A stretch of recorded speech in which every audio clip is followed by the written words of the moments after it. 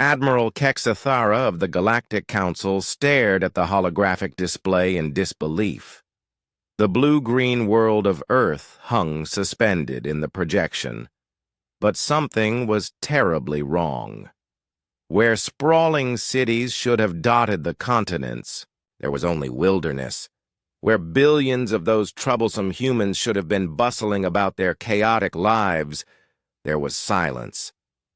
"Run the scan again," she commanded, her mandibles clicking with agitation. "Ma'am, I've run it 17 times. The results are consistent." The technician's voice carried a tremor of confusion. "Population reading, 0. No electromagnetic signatures, no industrial activity, no space traffic. It's as if they just vanished." Kexathara's 4 eyes narrowed. 3 months ago, the Galactic Council had voted unanimously to exile humanity from galactic civilization. The species had proven too unpredictable, too violent, too stubbornly independent for civilized space. Their expansion had been aggressive, their diplomacy crude, and their military tactics horrifyingly effective against species that had enjoyed peace for millennia. The exile decree had been simple. Humanity would be quarantined to their home system, forbidden from traveling beyond the heliopause of Sol. No trade, no communication, no contact with the galactic community. They would be left to their own devices until they either evolved into something more civilized or destroyed themselves trying. But this was not what anyone had expected. "Admiral," came another voice from the communications station. "We're receiving a transmission." "From Earth?" "No, ma'am. From the Outer Rim. It's on all frequencies, ma'am. Every listening post in 3 sectors is picking it up." Kexathara felt a chill run down her chitinous spine. "Play it." The holographic display shifted, revealing a human figure in a crisp military uniform. The being's face was weathered but determined, with those unsettling binocular eyes that seemed to stare directly into one's soul. When it spoke, its voice carried across the bridge with quiet authority. "Greetings, Galactic Council. My name is Admiral Sarah Chen, speaking on behalf of the Terran Exodus Fleet. By the time you receive this message, you will have discovered that Earth is empty. You voted to exile us, and we decided to take that advice to heart." Kexathara's claws gripped her command chair. "Impossible! Where could 8 billion humans have gone in 3 months?" The human continued, as if answering her question. "You assumed that exile meant confinement. We chose to interpret it as liberation. For the past 50 years, while you debated our fate in your comfortable council chambers, we were building colony ships, generation vessels, sleeper arcs, enough to carry every human who wanted to leave Earth behind."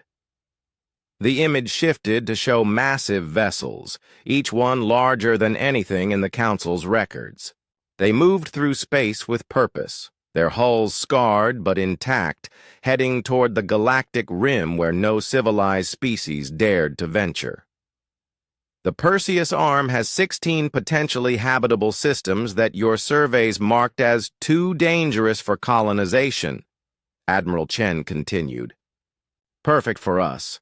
We've already established 3 colonies there with more on the way. The radiation storms, the gravitational anomalies, the predatory species, these are just problems to be solved." Kexathara watched in growing horror as the display showed human settlements on worlds that would kill most galactic species within hours.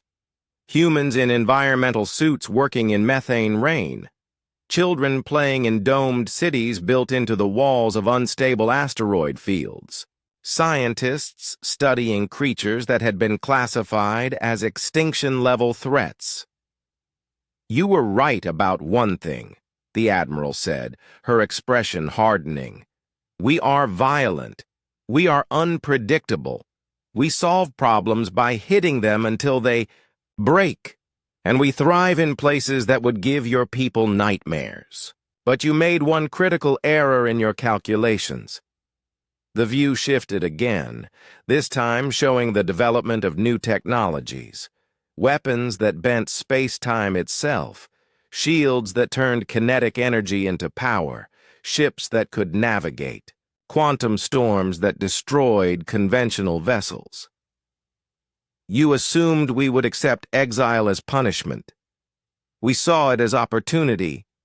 The galaxy's most dangerous regions, they're our new home. The resources everyone else is too afraid to claim, we'll take them. The mysteries in dark space that your expeditions run from, we're already investigating them. Admiral Chen leaned forward, her eyes blazing with human determination. You wanted us gone from civilized space. Done. You wanted us to stop expanding into your territory. Granted. But you never said we couldn't expand into the places you're too scared to go. The transmission began to fade, but the Admiral's final words rang clear across the bridge. Oh, and one more thing. We left Earth intact as a monument to your short-sightedness. Every blade of grass, every mountain, every ocean, exactly as it was when we departed. Consider it our gift to galactic civilization. When your children's children ask what happened to the humans, you can point to that empty world and explain how the greatest explorers in the galaxy got their start.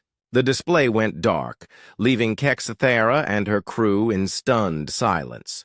"Ma'am," the communications officer whispered, "long-range sensors are detecting human settlements in 7 different sectors beyond the galactic rim. They're not just surviving out there. They're thriving." Kexathera stared at the empty space where Earth hung, peaceful and abandoned. The Council had exiled humanity to protect galactic civilization from their chaotic influence. Instead, they had unleashed them upon the universe itself. For the first time in her career, Admiral Kexathera wondered if the galaxy had made a terrible mistake. In the dangerous dark between the stars, humanity was building something new. And when they were ready to return, if they ever chose to return, they would be stronger, stranger, and more formidable than ever before. The exile was supposed to be humanity's end. Instead, it had become their beginning.